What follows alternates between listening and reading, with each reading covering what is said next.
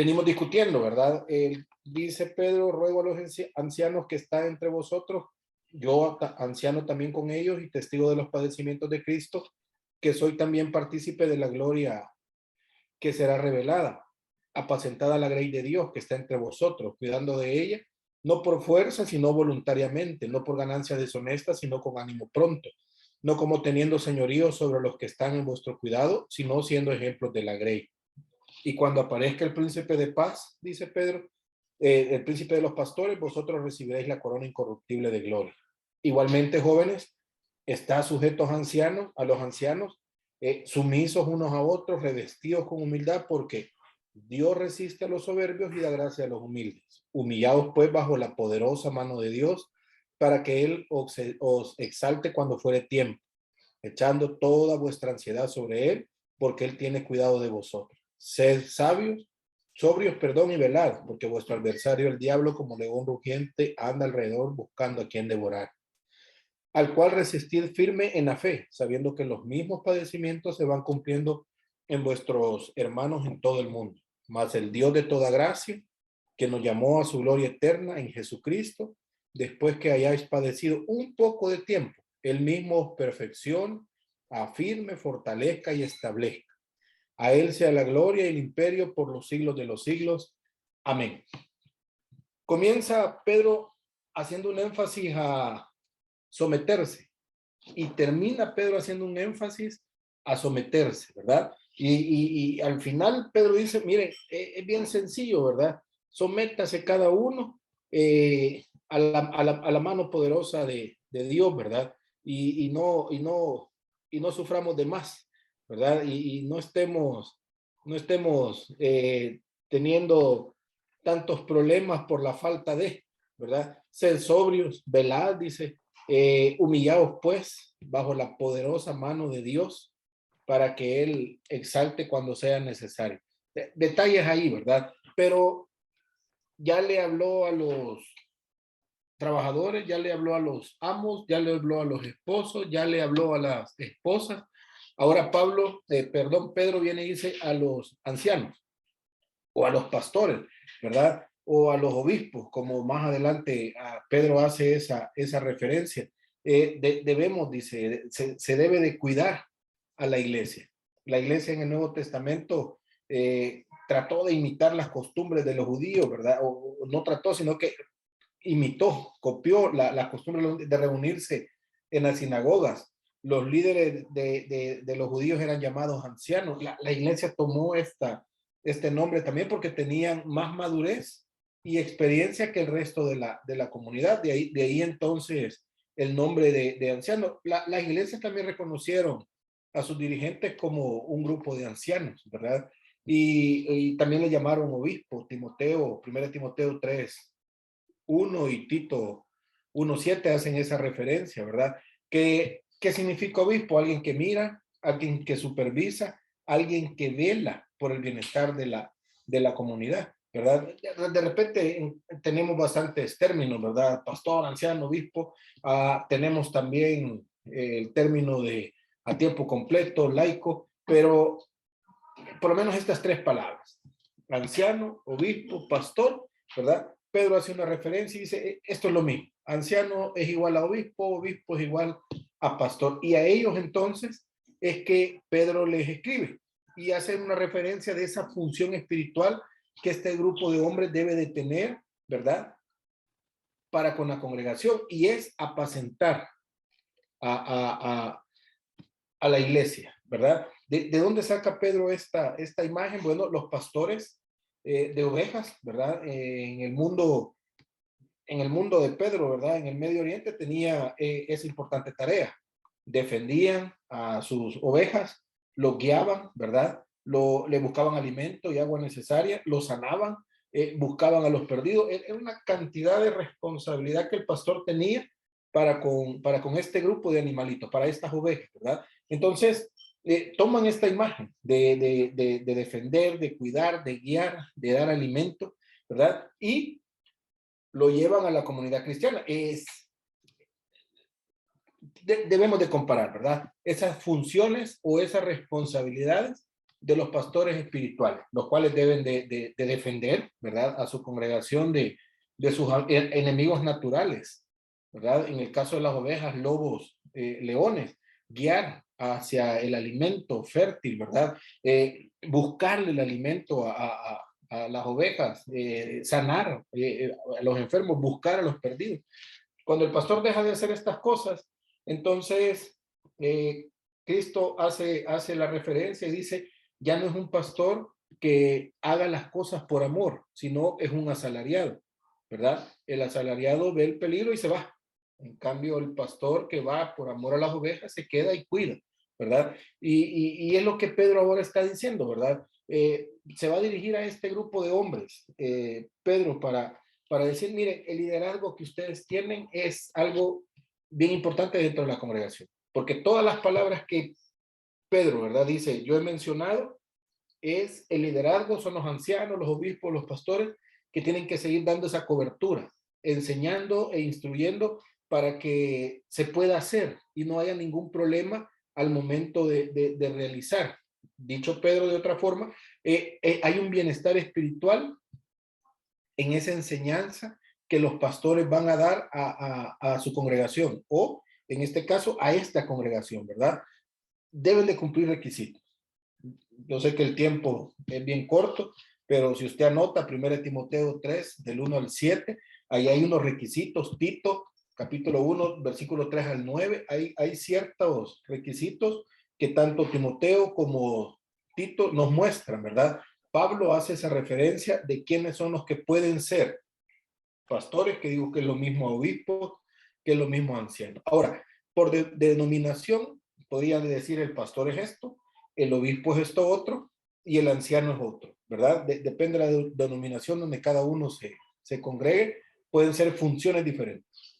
Pero aquí en este estudio, Pedro está haciendo la referencia a que los tres tienen esa misma responsabilidad, ¿verdad? De dirigir a su congregación, ¿verdad? De llevarles a un bienestar espiritual a estas congregaciones. Ahora, ¿qué dice Pedro con respecto al anciano?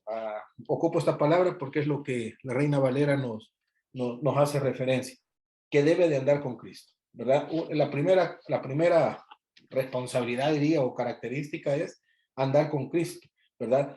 Ya era anciano, definitivamente, Pedro, cuando está haciendo está escribiendo esta carta, ¿verdad? Había trabajado ya bastante duro para guiar y apoyar a estos creyentes y está haciendo la referencia, Pedro, ¿verdad? De lo que Jesucristo le había encomendado. Si se recuerdan, en Juan capítulo 21,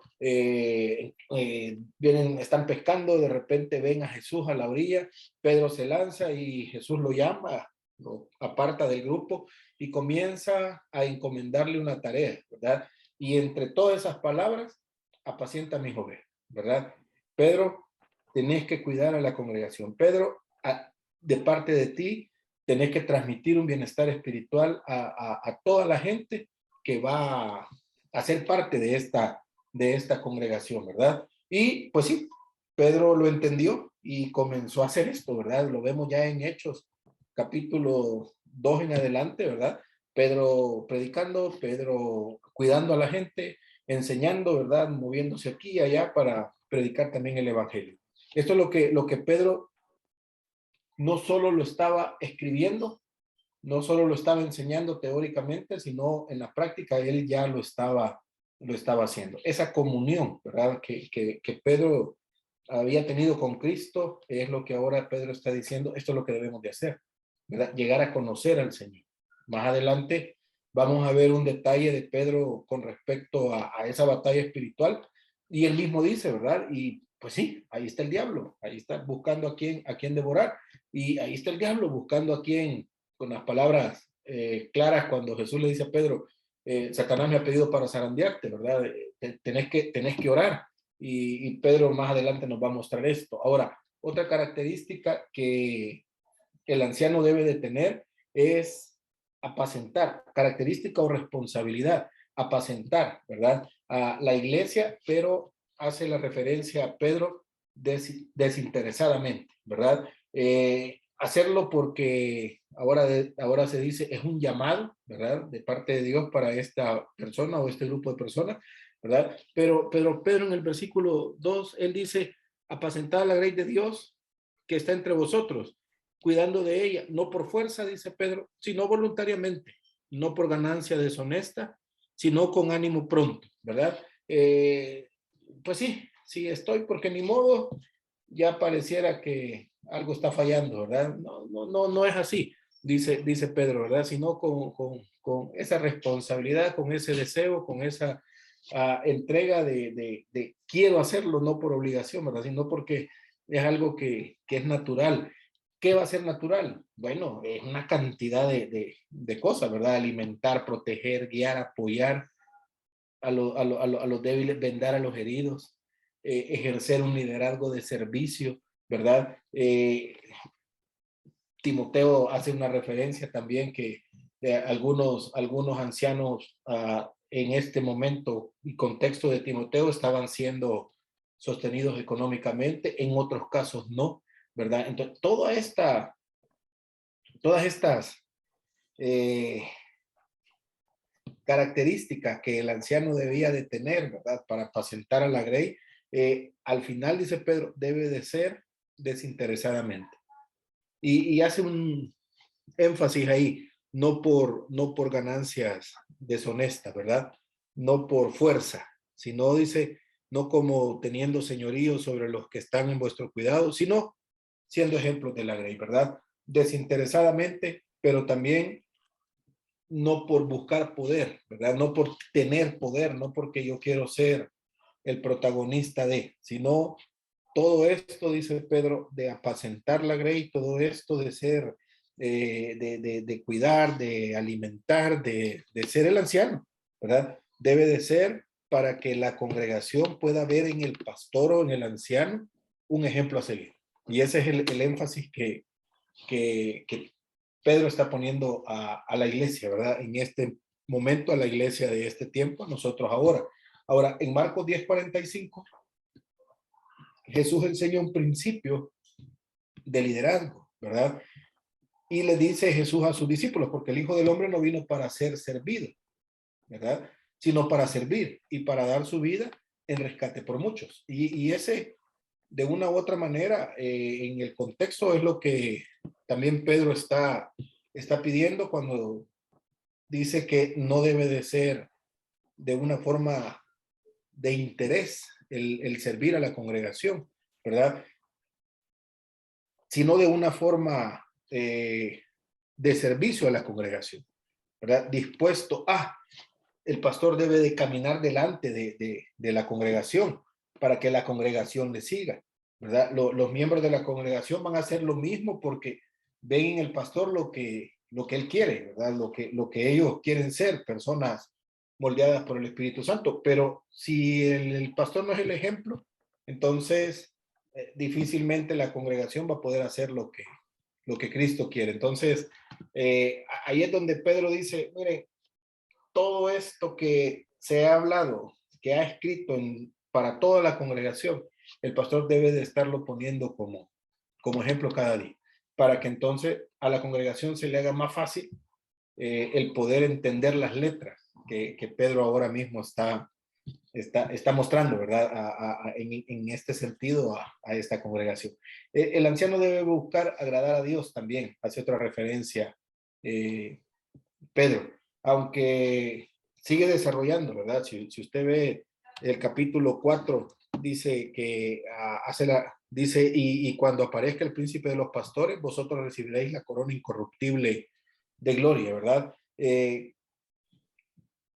Todavía Pedro se mantiene hablando del sufrimiento de Cristo y de la gloria que esto va a implicar en su segunda venida, ¿verdad? No es que el trabajo del pastor tenga que ser completamente un sacrificio vivo, ¿verdad? Para la congregación, ya no está pidiendo eso Pedro, ¿verdad? Sino dice, ya Cristo lo hizo, simple y sencillamente, buscar agradar a Dios, ¿verdad? Y esto ya nos lo decía en el capítulo 1 Pedro a todos, pero especialmente a los ancianos, a los obispos, agradar a Dios, simple y sencillamente, ¿verdad? Agradarlo a través de la oración, a través de la lectura, a través de la vida, de ejemplo que ya Pedro viene poniendo bien marcado, ¿verdad? Y entonces dice, todo eso que el anciano o el pastor va a hacer, dice Pedro, va a haber una recompensa y la recompensa va a ser esa corona incorruptible de gloria. ¿Quién la va a dar? Dice, bueno, el príncipe de los pastores, ¿verdad? Hasta ahí Pedro dice, vamos bien, ¿verdad? Vamos bien, pero toco otra vez un tema que de repente se vuelve un poco complicado y dice, pero los ancianos, todo esto lo podrían estar haciendo, pero hay una parte todavía importante, dice Pedro, que se debe de poner en práctica y es enseñar la humildad, ¿verdad? Lo dijo con el tema de matrimonios, lo dijo con el tema laboral, lo dijo con el tema de las autoridades, ¿verdad? Y ahora lo dice también con otra autoridad, ¿verdad? Que estos son los ancianos, pero la congregación en humildad hacia los ancianos, pero los ancianos también en humildad hacia Dios, ¿verdad? ¿Y cómo? Bueno, el ejemplo servicial de los líderes. Si el líder quiere que su congregación sea una congregación que sirve, dice Pedro, también el líder debe de servir, y ahí vienen los temas, ¿verdad? Si usted quiere ser ejemplo para su congregación, sirva. Si usted sirve, la congregación va a servir, ¿verdad? Los líderes deben de instruir a los jóvenes y dice, bueno, jóvenes, estén sujetos a los ancianos y todos sumisos unos a otros y revestidos, dice, y pónganse el traje de humildad. Y hace una referencia, Pedro, ¿verdad? La frase revestir con humildad refleja el ejemplo de Cristo cuando estaban a la mesa, ¿verdad? Y ciñó, dice el texto, Juan capítulo 13, del versículo 4 al 17, ciñó sus lomos, dice, tomó una toalla y comenzó a lavarle los pies a cada uno de los que estaban ahí en ese momento, ¿verdad? De esa cena. Ahora, era Jesús, no tenía que hacerlo. Hemos escuchado eso cantidad de veces. Pero ¿qué estaba mostrando Jesús aquí? Que él quería servir a sus discípulos. Y aunque él era el maestro, él iba a hacer lo que debería de hacer cualquier sirviente, ¿verdad? Y ¿cuál era el tema de Pedro aquí para esta congregación? Bueno, cada uno de estas personas vivían en una sociedad donde había una clara distinción social, ¿verdad? Y la posición significaba mucho. Casi que podríamos decir estos tiempos, ¿verdad? Hay una marcada distinción social hoy en día, ¿verdad? O clase alta, clase media, clase baja. Y hay congregaciones donde no puede llegar alguien que es de clase baja, ¿verdad? Porque no le permiten. Para comenzar, está en un lugar donde no puede llegar la persona que es de clase baja. Y Pedro está diciendo, mire, se debe de enseñar este tema dentro de la iglesia. Todos socialmente somos iguales, ¿verdad? No debe de haber, o no debemos de tratar de una forma a alguien por su clase social mejor que a alguien que no tiene una clase social alta, tratarlo mal, ¿verdad? No ver a alguien superior y ver a alguien inferior y dar a cada uno el lugar que se merece dentro de la iglesia, ¿verdad? Y pareciera, y dice Pedro, todos estamos al mismo nivel dentro de la congregación. No hay alguien que sea más, no hay alguien que sea menos. Probablemente, ¿verdad? Se habían provocado algunas tensiones por lo que Pedro está diciendo aquí en esta congregación. Habían algunos conflictos sociales, ¿verdad? La reacción de los ancianos no era la misma que la de los jóvenes. Y entonces dice, miren, hay que someterse, ¿verdad? Hay que enseñar en primer lugar, más que, que, que someterse, hay que enseñar. Y si el anciano no se somete a Cristo, no espere que el joven se va a someter, ¿verdad? O va a estar sujeto al anciano.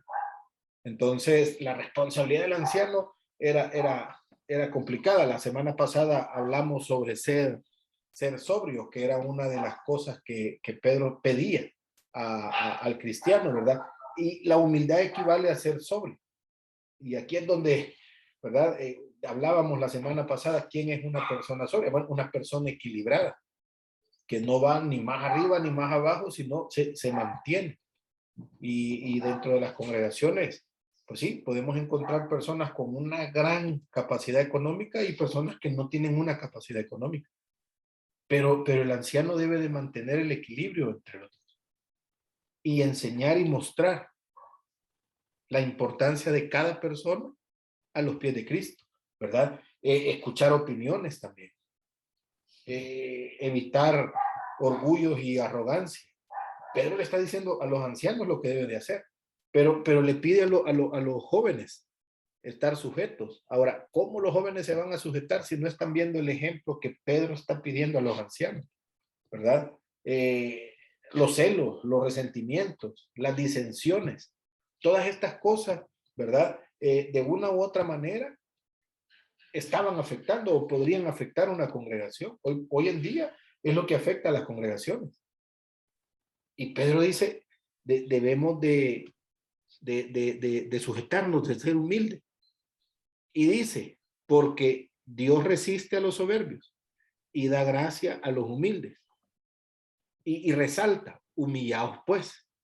Entonces, si vamos a sujetarnos, si vamos a revestirnos de humildad, y si entendemos que Dios se va a oponer al soberbio y va a dar gracia al humilde, Pedro concluye, ¿verdad? Humillaos pues bajo la poderosa mano de Dios, para que Él os exalte cuando fuere tiempo. Y ahí agrega un tema, ¿verdad? Que de una u otra manera el orgullo, ¿verdad? Genera la arrogancia o los celos o los resentimientos o las disensiones van a generar en la vida de la congregación o en la vida de cualquier miembro de la iglesia. Bueno, si me humillo, si yo decido, ¿verdad? Voluntariamente, Señor, voy a hacer lo que tú digas, entonces dice, echemos vuestras ansiedades sobre Él, porque Él tiene cuidado de vosotros, ¿verdad? Pero cuando yo cargo toda esta situación, ¿verdad? Y no decido voluntariamente humillarme bajo la poderosa mano de Dios, aunque yo pueda decir que sí, pero una evidencia de que no lo estoy haciendo es la ansiedad, ¿verdad? Entonces no podemos ver a Dios obrar en nuestra vida. Y así encontramos cantidad de hermanos dentro de las congregaciones y lo que es peor, en este momento Pedro está diciendo, cantidad de líderes que no se están humillando delante del Señor, que no están dando el ejemplo de vivir bajo la voluntad de Dios. Entonces, ¿cuál es la reacción natural? ¿Verdad? Bueno, toda la angustia de la vida va a recaer sobre el líder y no va a dejar obrar a Dios.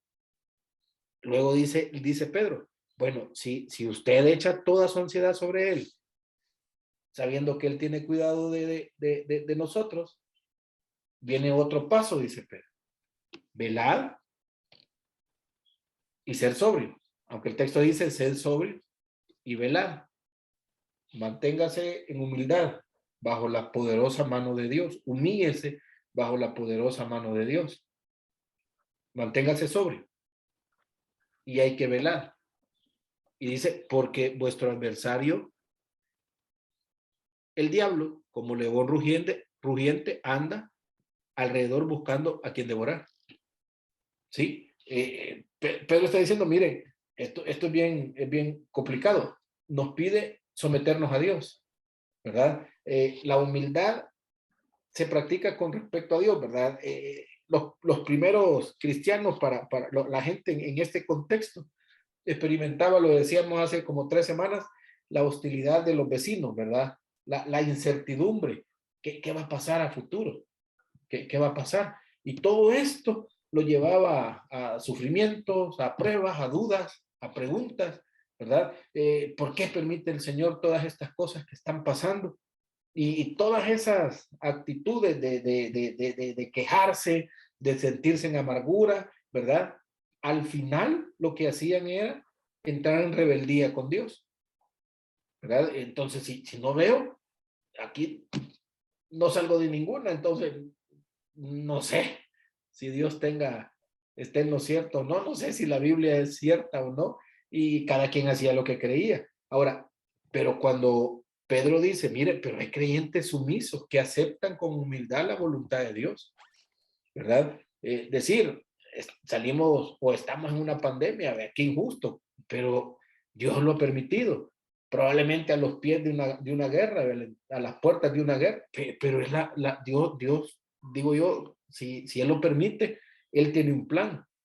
Pero yo no me voy a resentir con la vida por las cosas que están pasando, ¿verdad? Simple y sencillamente someterme a la voluntad de Dios y no cuestionar la voluntad de Dios, ¿verdad? Pero ¿qué nos pide? Bueno, que entendamos quién es el verdadero adversario. Y Pedro está diciendo, mire, el verdadero adversario no es el hermano que está a la par atacándolo, destruyéndole, ¿verdad? El verdadero adversario no son las circunstancias que están a su alrededor. El verdadero adversario, dice Pedro, es Satanás mismo, ¿verdad? Pedro ve más allá y recuerda, ¿verdad? Lo que Jesús le dijo a él mismo, a Pedro, Simón, Simón. He aquí que Satanás os ha pedido para zarandear como a trigo. Y la respuesta de Pedro fue, no te preocupes, Señor, si yo 3 años y medio a la par tuya, yo estoy preparado. Lo falló, lo negó, y ya sabemos la historia de Pedro. Ahora, estas palabras que Pedro está diciendo, de humildad, de sometimiento a Dios, de ser sobrio, de velar, no es pura letra, ¿verdad? Él no lo leyó en ningún libro. Pedro lo vivió. Y por eso, después de todo su tesis de humildad, de agradar a Dios, de mostrarse como un cristiano ante la comunidad, ahora viene y dice, mire, repito, la vida humilde delante de Dios, el someterse delante de Dios, ¿verdad? Aunque sea un líder, hoy le está diciendo a los líderes, el ser sobrios, el velar, el humillarse bajo la mano poderosa de Dios, esto de una u otra manera va a ayudar porque hay algo que está pero bien claro dentro de la vida de un creyente y es Satanás, ¿verdad? Muchas veces los líderes, ¿verdad? Ven a los hermanos, al que no quiere someterse, al que está en conflicto cada rato. No, es que este hermano, yo no sé qué tiene contra mí, no es el hermano. Pero dice, aquí esto es bien sencillo, ¿verdad? Satanás anda buscando a quien devorar.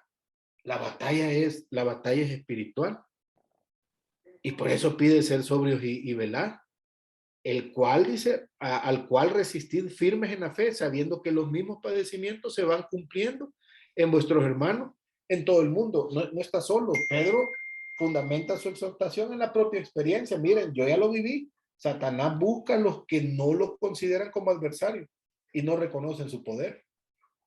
Debe de tener mucho cuidado. Pero la resistencia que debe de poner, dice Pedro, cada persona es la fe. La resistencia, yo no me voy a poner a gritar y a zapatear, es mi fe en el Señor, ¿verdad? Es la mano poderosa de Dios. ¿Cómo? Mi humillación ante la poderosa mano de Dios. ¿Cómo mi humillación? El decirle, Señor, yo no tengo la capacidad, el buscarlo cada mañana, el estar en el conocimiento, ya lo leíamos hace un par de capítulos, ¿verdad? Ese conocimiento que debemos de tener de Dios, pero cuando hay autosuficiencia, cuando somos los supercristianos, difícilmente vamos a poder resistir los ataques de Satanás. Pero cuando nos ponemos delante del Señor diciendo, Señor, aquí estoy, ¿verdad? No tengo la capacidad, no tengo la fuerza. Satanás es mucho más poderoso, pero sí sé que no estoy solo. Sí sé que en ti estoy protegido. Ahora, Jesús le dice a Pedro, Pedro, te han pedido para zarandearte y se le ha concedido el permiso a Satanás, ¿verdad? Y esto es lo más complicado. No se le dijo que no. Tenemos el otro caso de Job, ¿verdad? Satanás llega delante de Dios y dice, bueno, pues sí, como lo estás viendo, dice, vaya, vas a tener el permiso para hacer estas cosas y estas cosas con Job. Y muy probablemente, hermano, hay muchas cosas que llegan en nuestra vida que no se le escaparon de las manos de Dios. Simple y sencillamente, Él sabe lo que está pasando. Él sabe lo que está haciendo. Y solo nos pide que nos humillemos delante de la poderosa mano de Él. Que reconozcamos su soberanía, ¿verdad? Para lo que estamos haciendo. Llámese lo que fuera en nuestra vida. Él tiene el control de todas estas cosas. Y dice, miren, hay algo más importante todavía. Pedro está haciendo una aceleración de parte de Dios, ¿verdad? En la obra del creyente, en la vida del creyente. Y es llevarlo a la madurez completa. Toda esta situación, dice Pedro, de una u otra manera, lo que va a lograr es la madurez espiritual del creyente. Y eso es lo que de una u otra manera nosotros debemos de buscar, ¿verdad? La misericordia de Dios para todas nuestras necesidades. Y dice Pedro, y no depender de nuestros propios logros, de nuestros propios méritos, no depender de nuestra propia capacidad, sino depender de la mano de Dios. Llegar a reconocer y a entender esto, ¿verdad? Que no es por nuestras fuerzas. Y Pedro vuelve otra vez, ¿verdad? A tomar el ejemplo de Cristo y dice, miren, el sufrimiento que viene o en el que están es breve, pero la gloria es eterna, ¿verdad?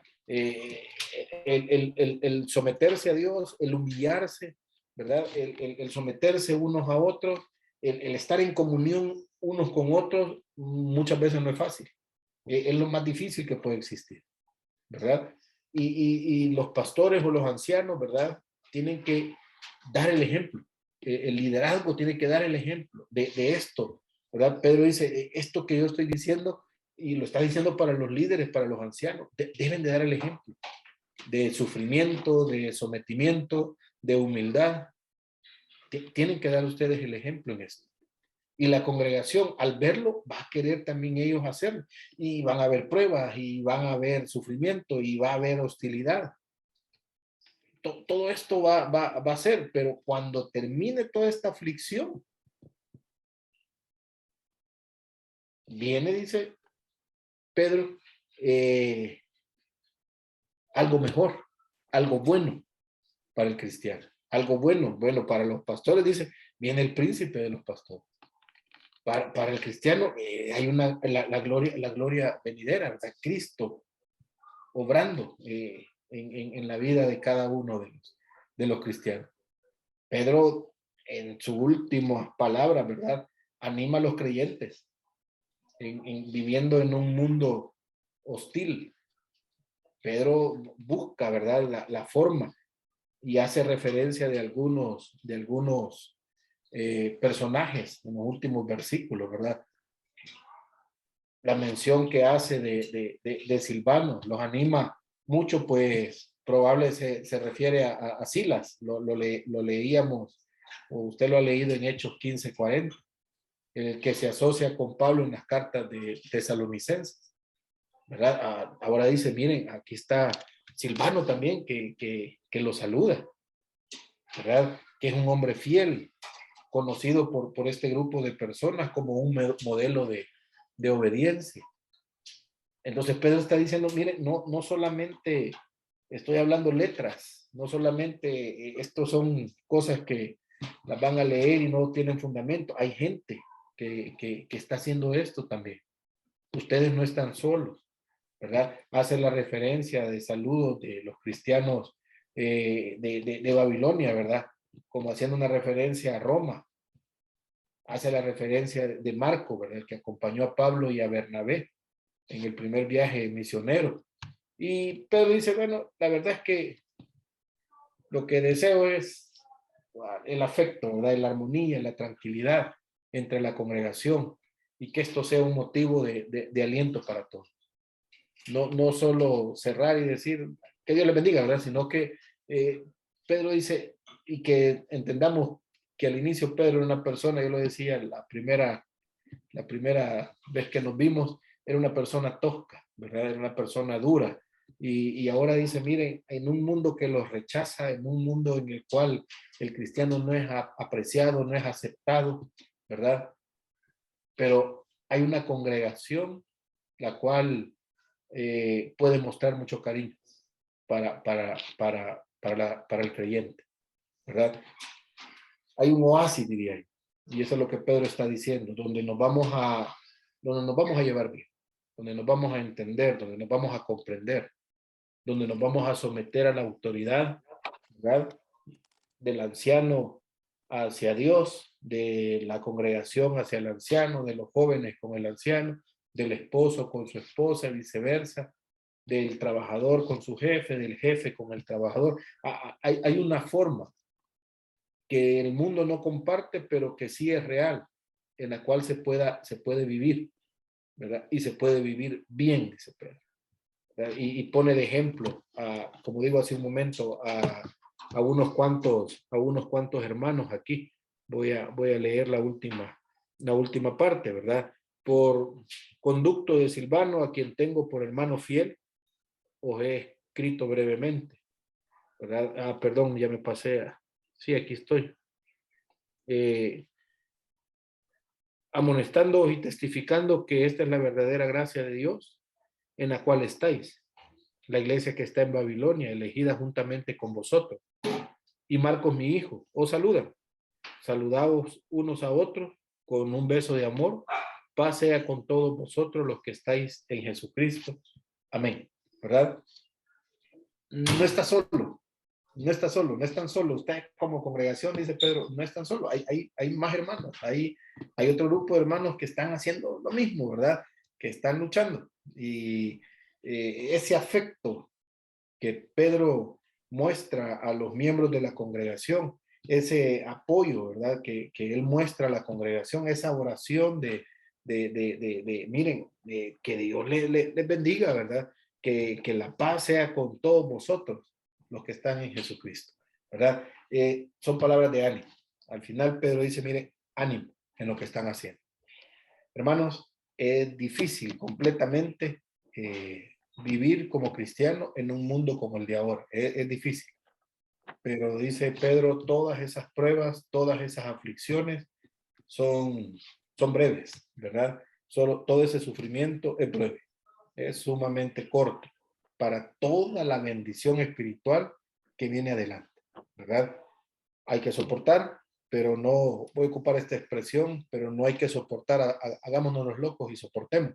Si no, dice Pedro, soporte viviéndolo, ¿verdad? Soporte, perdón la redundancia, soportelo soportándolo, ¿verdad? Y disfrute esa comunión que debe de haber, ¿verdad? O disfrute la vida, lo leíamos versículos, capítulos anteriores. Cristo sufrió para darnos la vida eterna, y la vida eterna, dice Pedro, comienza aquí, no comienza allá en el cielo, comienza desde el momento que recibe a Cristo. Disfrute la vida eterna, ¿verdad? Y por eso todas las recomendaciones de Pedro a cada grupo de personas, ¿verdad?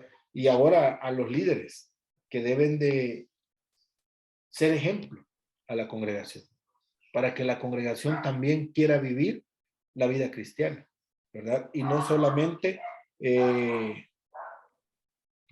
aislarse del mundo, sino entrar al mundo, vivir la vida cristiana dentro del mundo, impactar al mundo, ¿verdad? Para que el mundo quiera vivir como la iglesia. Pero si nuestros problemas son más grandes que las personas que están en el mundo, la gente del mundo está mejor que nosotros, ¿verdad? La forma de solucionar los problemas de la congregación es peor que la forma como la solución del mundo, están mejor los del mundo. Y Pedro dice, no, no es así, ¿verdad? No es así. El mundo debe de querer y anhelar estar dentro de una congregación. Y esa es nuestra responsabilidad entonces, cómo nosotros afrontamos todas estas cosas, ¿verdad? Con rebeldía, o como menciona Pedro aquí, con ansiedad a todos los conflictos, ¿verdad? Y la respuesta, dice Pedro, es la confianza que debemos de poner en Cristo, ¿verdad? Hay rebeldía, ponga su confianza en Cristo. Hay orgullo, ponga su confianza en Cristo. Todas estas cosas, ¿verdad? Que implican el estar en conflicto dentro de la congregación, ponga su confianza en Cristo. Aún pone un ejemplo más, la ansiedad, ponga su confianza en Cristo, ¿verdad? Porque al final dice Pedro, Él tiene cuidado de nosotros, ¿verdad? Hasta aquí llego, aquí terminamos este tiempo. Comentarios, hermanos, si hubiera, o alguien más que quiera agregar algo que se haya pasado por alto, ahorita es el momento.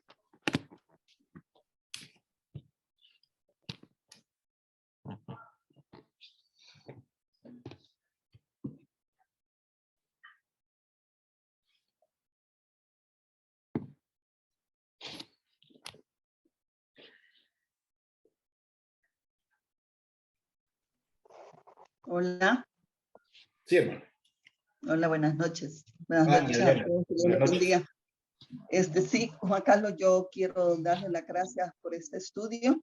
Me ha ayudado mucho y me ha puesto a pensar más que todo en cómo debo conducirme como cristiana que soy y cómo mantener la esperanza viva.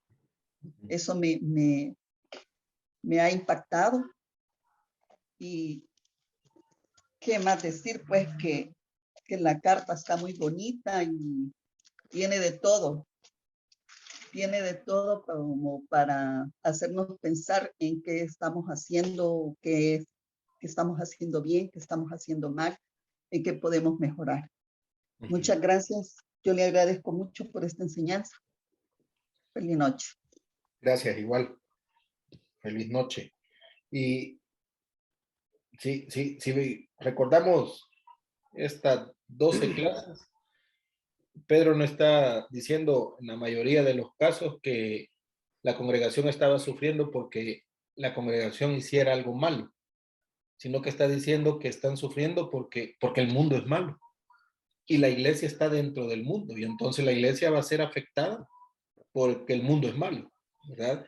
No necesariamente había un tema de maldad de alguien ahí, sino que no, dentro del mundo va a sufrir, pues, ¿verdad? Cualquiera de la congregación o la misma congregación va a sufrir. Ahora, la pregunta es, ¿qué voy a hacer? ¿Verdad? En un mundo malo. Bueno, ahí Pedro, lo que hemos visto en estos días, ¿verdad? ¿Qué es lo que debemos de hacer? Que es difícil, ¿verdad? Es sumamente difícil. El vivir la Biblia es difícil, no es nada fácil porque es contrario a lo que el mundo enseña y a lo que muy probablemente estamos acostumbrados a hacer, ¿verdad? Pero, dice Pedro, no estamos solos. El poder del Espíritu Santo está obrando para que podamos hacerlo. Solo debemos de ser obedientes, ¿verdad? Solo tener la disposición de hacerlo. Y entonces Dios va a obrar. Pero sí es complicado. No sé, alguien más. Juan Carlos, Sí, hermano Marcos. yo pienso que el camino a Dios o el camino con Cristo, tenemos bastantes aflicciones, como él lo dijo. En el mundo tendrás aflicciones.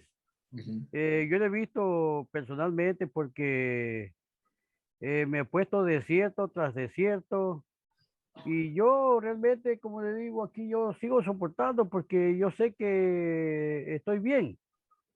Porque si no tuviera yo nada, estuviera cómodo, entonces yo diría, pues ya me podría preocupar, ¿sí? Me tendría que preocupar porque realmente Dios no estaría puliéndome. Yo tengo mucho que pulirme a mí. Yo tengo mucho, yo sé, yo reconozco porque yo he sido de los fosforitos en el tiempo de antes, entonces Dios está puliendo, me tiene, yo sé que Él me tiene tiene un propósito conmigo y tiene algo para mí, algo grande, ¿ya? Porque así mismo mis sueños han sido así, que yo sé que tengo algo grande Yo decía, Dios tiene algo grande para mí y siempre voy a pasar por hago como se llama mención aquí, el alfarero y el barro. Me está puliendo. No le gustó ese vaso que estaba haciendo, pues lo desbarató y lo sigue arreglando porque realmente yo tengo mucho que reparar y entonces yo veo que eso es la mano de Dios. No veo como un pecado, porque algunos dicen, no, pues ya de estar pecando, tú dices, tú tienes que tener algún pecado. No, le digo, yo no puedo estar pecando porque yo siempre he estado con el Señor y siempre estoy ahí. Claro, hay veces como humano uno logra desfallecer muchas veces, uno a veces se olvida de orar en qué sé yo, en los alimentos, uno se olvida de orar, pero eso es el caminar de uno. Yo sé que Dios eso está puliéndonos y tenemos que seguir adelante, como decía Pedro, tenemos que seguir adelante hasta llegar a la corona. Sí. Sí, así es, Juan Carlos. Gracias. ¿Alguien más? ¿Hermano Genaro? No. Está bien.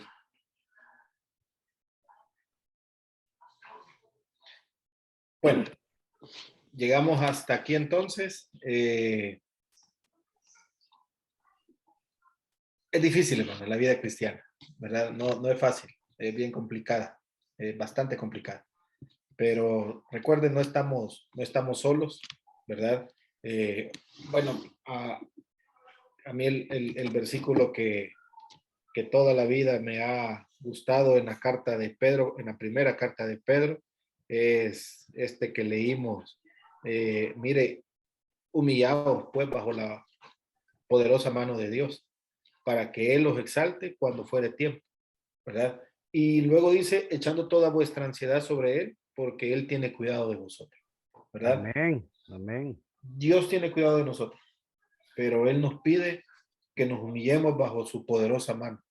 Y esto de repente es bien difícil y es bien complicado, ¿verdad? Porque el formato del pecado en nuestra vida no nos permite que nos humillemos delante de Dios. Pero cuando logramos esto, ¿verdad? Entonces Dios va a obrar, ¿verdad? Dios va a obrar en nosotros. Y toda la ansiedad, todas las preocupaciones, todas las angustias, todas las aflicciones, ponerlas delante del Señor. Y Él dice, Él tiene el cuidado, ¿verdad? Él tiene el cuidado. Y esto, personalmente, para mí ha sido claro y clave, ¿verdad? En ese aspecto. Muy claro y muy clave, ¿verdad? Dios tiene cuidado de nosotros, siempre y cuando estemos dispuestos, ¿verdad? A humillarnos delante de Dios. Sí, hermano. Sí. Es un compendio en realidad lo que dice en este capítulo 5 del versículo 5 al 8 de cómo crecer espiritualmente, cómo madurar. El primer versículo, el versículo 5, es algo que a mí me ha costado mucho trabajo en mis primeros años. Someteos unos a otros. ¿Por qué? Porque ya ve uno que la paja en el ojo ajeno, porque ve uno X cosa, etcétera. O sea, es algo que debe ser una actitud diaria de uno para poder aceptar cómo es cada hermano. Ese es uno. Dos, en el versículo 6, humillarnos delante de Dios Todopoderoso. Creo que es el más fácil porque, como yo en lo personal lo digo, como me ha traído a sus pies ha sido de una manera que jamás pensé que yo iba a doblar mi rodilla en tal sufrimiento, sino por mi propio esfuerzo, por mi propio valor, yo iba a salir adelante. Y ya vi que no es cierto, el Señor tiene lo mejor para mí. El otro punto en el 7, el hermano Nelson nos ha compartido un estudio sobre el estrés, ¿verdad? Dice, por nada estéis afanosos, en Filipenses 4, pero aquí hay otro más, echad toda vuestra ansiedad sobre Dios el Señor. Entonces, por mínima que sea la ansiedad que uno traiga, que porque ya se me quemó la sopa, Señor, ilumíname para que no me pase, ¿verdad? ¿Por qué? Porque ando pensando en otras cosas, posiblemente mi descuido, etcétera. No sé, 20,000 cosas que uno puede atravesar. Aparentemente, y yo decía, es que hay hermanas que dan testimonio hasta porque se les quemó la sopa. Pues sí, efectivamente, esa es la parte en donde uno debe de echar toda la ansiedad, aunque sea por nimiedades, por cosas sin importancia aparente para nosotros, pero para el que la sufre, a veces no entendemos qué es. Y el último punto para seguir madurando, para seguir creciendo en el versículo 8, ser sobrios, es decir, no andar todos volando como si anduviéramos ebrios, ¿verdad? Ser disciplinados sobre todo y vigilarme, autocuidarme, analizando diariamente mi proceder diario, mi situación día a día, cómo la vivo, cómo soy con los demás, analizar realmente cómo es que me porto sobriamente en mi vida personal. Porque luego voy manejando y ya se te atravesó uno y bueno, pues ya se te atravesó otro y bueno, pero al tercer cuarto como que empiezas a salir lo mundano, lo carnal de uno. Y no, precisamente esa es la parte de autocontrol que el Espíritu Santo, si tú lo dejas, puede obrar en ti. Así es. Entonces, la madurez es algo, es un compendio que a veces no entendemos y lo podemos ver a través de la Biblia, ¿verdad? Y quienes no heredarán el reino de Dios, por ejemplo. ¿Sí? Y uno dice, bueno, ¿y eso para qué es? Pues autocontrol, madurez, disciplina en mí mismo, adoptar lo que Dios dice para que lo pueda yo llevar a mi vida. A mí me asombra mucho lo que Pedro dice de Marcos, ¿verdad? Que es su hijo en la fe, recordando un poquito lo que Pablo sufrió con Marcos. Y sin embargo, cómo es que a base de autodisciplina, Marcos pudo ser un escritor de la Biblia, ¿verdad? Después de haber sufrido un desplante personal al no seguir en el viaje misionero, ¿verdad? Pero es en donde dice, las caídas son una forma de que Dios te lleve a la madurez. ¿Qué quiere de mí en cada caída, en cada prueba, etcétera? Si no lo veo de esa manera, mi futuro lo voy a truncar yo mismo porque no voy a aprender de mis fracasos, no voy a aprender de mis malas decisiones, no voy a aplicar a mi vida lo que debo de aprender por esa situación, ¿no? Que yo mismo originé, yo mismo elegí hacer eso. Entonces, no echarle la culpa, ¿verdad? Como los alcohólicos a mi mamá, a mi papá, o porque fulano me dio mal, o por esto, por lo otro, no, soy yo. Entonces, es una carta que, así como lo ve uno leyendo rápido, así como que no tiene fondo, pero tiene un fondo tremendo, tiene algo que nos permite llegar a ser imitadores de Pablo, así como el de Cristo. Así es. Ahora, Pedro venía de la experiencia de una segunda oportunidad. Entonces, cuando habla de Marcos, él sabe lo que está diciendo, ¿verdad? Sabe que las oportunidades son claves. Por eso, casi que en este último capítulo vemos el corazón de Pedro diciendo, miren, solo hay que humillarse delante de Dios, ¿verdad? Y Él nos va a levantar, Él va a levantar al que se humilla delante de Dios. Ahí, ¿verdad? No sé si hay otro comentario, si no, vamos a orar, vamos a darle gracias a Dios. Este sería el último tema, ¿verdad? De esta clase que estamos teniendo, ¿verdad? Y vamos a quedar pendientes para un próximo trimestre. Oremos, démosle gracias. Hermano, por la